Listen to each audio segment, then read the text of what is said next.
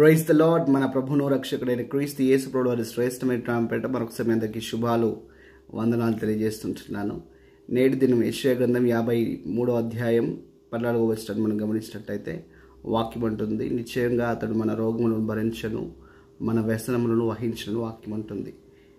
ఇంతకీ ఎవరా ఆయన అని ఆలోచన చేసినట్లయితే ఆయన ఎవరో కాదు, మన ప్రభువును రక్షకుడైన యేసుక్రీస్తు ప్రభువు వారు.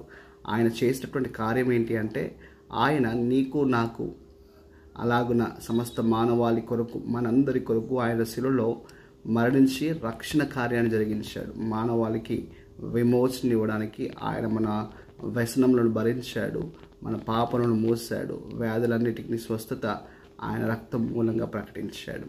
ఉదయకాల సమయం ఈ మాటలు వింటుండగా నాడు మాత్రమే కాదు, నేటికి ఆయన రక్షకుడే. నాడున్న వారికి కాదు, భూమి ఆకాశం ఉన్నంత మట్టుకు ఆయన మాత్రమే రక్షకుడు, ఏకైక రక్షకుడు.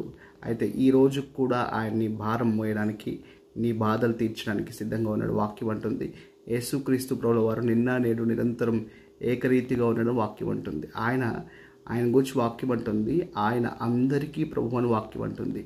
కుల మత జాతి వర్ణ భేదము ఏది లేకుండా ఆయన భూలోకంలో ఉన్న వారందరికీ ప్రభు అయి ఉన్నాడు, వారందరికీ ఆయన రక్షకుడై ఉన్నాడు. కాబట్టి ఈరోజు నీవు ఏ పరిస్థితిలో ఉన్నా, ఎటువంటి స్థితిగతిలో ఉన్నా, వాక్యం అంటుంది, సమస్త భారం మోసుకుని పోతున్నటువంటి ప్రజలారా నా యొద్దకు రండి, నేను మీకు విశ్రాంతినిస్తాను వాక్యం అంటుంది.